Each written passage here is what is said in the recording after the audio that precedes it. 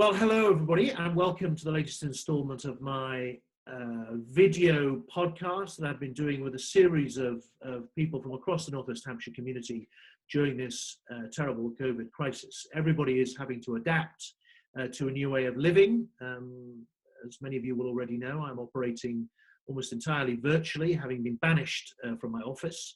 But there are lots of businesses across the constituency that are doing their best to keep going in these difficult times. And one of the critical ones from my point of view, because very often they form the hub of the local community, is the pub. And I'm very pleased to have with me today as my special guest, Patrick from the George and Dragon in Hurstbourne Tarrant, which many of you will have driven past as you head up and down the A343. Now, Patrick came to the constituency at about the same time as me in the summer of 2014, and they've been doing great work at the pub there. So I'm very pleased to have a chat with him today. Hello, Patrick. Hi, Kit. How are you? I'm okay, bearing up. So far, COVID-free in our household. I hope you are as well. Very good to hear. Yes, we are. Thank you. Great. Now, as I say, you came in 2014, and since then, you've turned George into a bit of a powerhouse. How's it been going for the first 5 or 6 years? Really well, thank you very much. Yeah, really well. We, like you said, we arrived at about the same time as you. We went through the flooding early in 2014, which put the refurbishment back a bit. But then we opened, end of August 2014, and we've been flying ever since. Haven't really stopped since. So I know it's been fantastic. Thank you. Well, very good. Well, we've eaten with you several times, I think it's fair to say, and it was always good to drop in and get a pint of Mark Bettridge's ale, which I think you sourced. But he's moved on. Who's producing your village ale now? We have sourced another brewery, another startup microbrewery actually, which is over in Penton Musey, and they now make our village ale for us. So we've tried yes, as local as we possibly can. Very good. Yes, Penton Park. They did start up just as Mark finished, so I'm glad that they're fulfilling your orders, because your village ale is remarkably drinkable, I have to say. Now, obviously, the COVID crisis has had a big impact on you as a business. How have you adapted, and what are you sort of up to keep going? Well, basically, we have since the government instructions to close down, we've basically transformed into something almost unrecognizable. We're offering fruit, meat, and vegetable boxes to the local community, and we also offer takeaway, or mostly now delivery food in the evenings as well. So food that we cook here on site and then deliver to our community. So we found that very, very quickly. In fact, before we closed down, we were hearing lots of different stories of people's experience of isolation, and it was quite wide and varied. And we found that actually the best way we could look after our community at this time would be to take food to them. And so we've been very lucky to be able to continue doing that. Fantastic. And so does that mean that effectively your supply lines, the people that deliver the produce to you, whether it's local or more widely, that's still being maintained?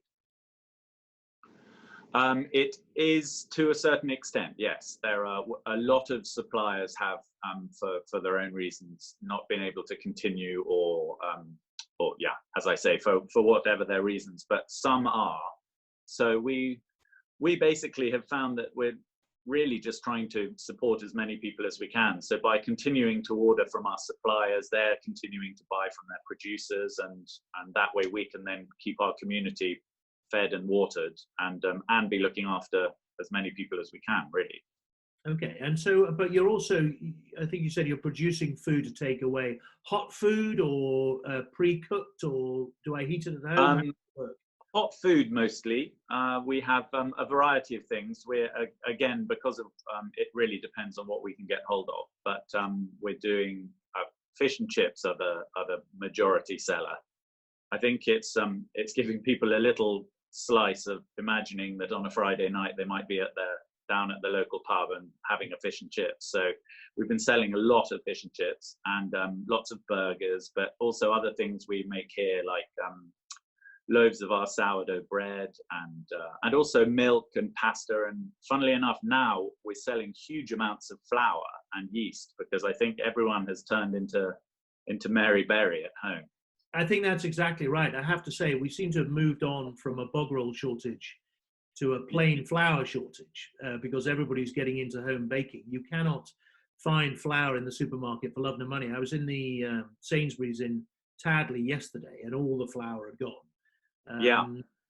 Hopefully in the next week or so, people will get fed up with that too and move on to something else. And we'll absolutely. Well, unless they find they're actually quite good at it. Yeah, you may well be. You may well be right. Now, obviously, you're a very important local employer. What's happened with your staff?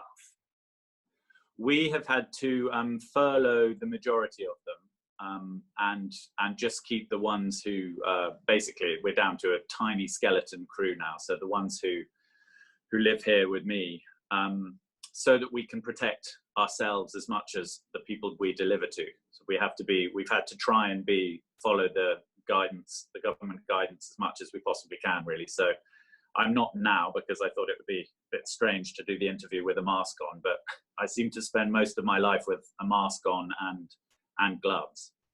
And that way we can actually ensure that none of us are coming into contact with anyone else, and nor are we risking our customers, our community, really. So we keep that level of distance, I suppose.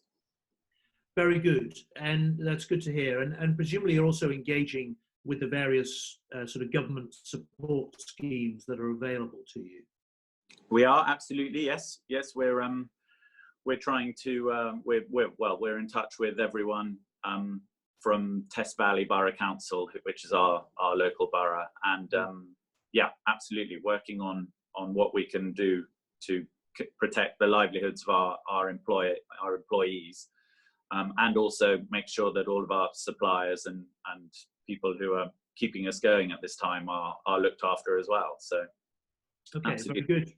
Now, what are you doing? Anything particularly special for the Easter weekend in terms of service? What are your opening hours? Are you providing any particular Easter Sunday roast or something that we should know about?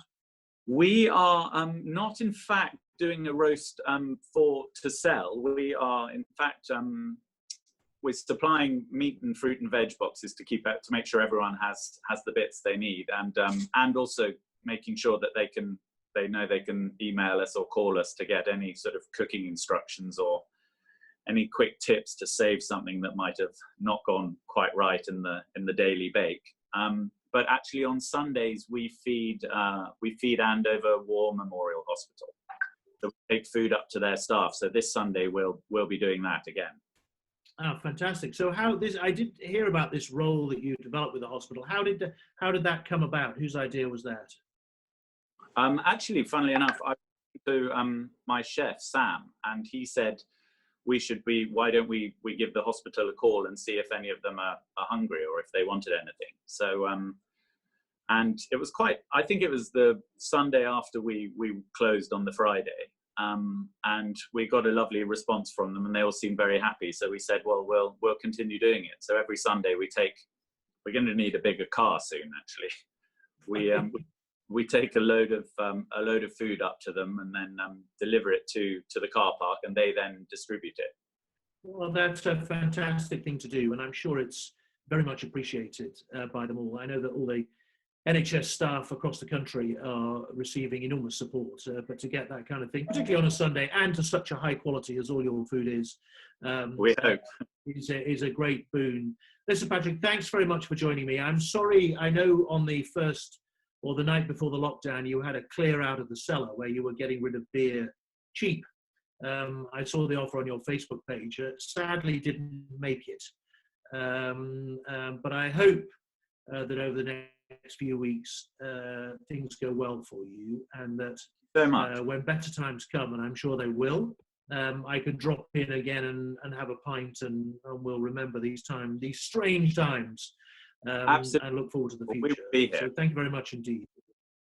Not at all. Thank you so much. much. Very good. And good luck. See you soon. Thanks very much. Oh, by the way, sorry, before we move on, how do people get hold of you if they want to order food from you? The best is to call the pub.